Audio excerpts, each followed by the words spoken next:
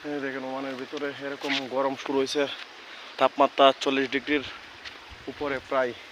এই জন্য ছাদের মধ্যে পানি দিতেছি, ছাদ ইয়ে করে ঠান্ডা করি। এই দেখেন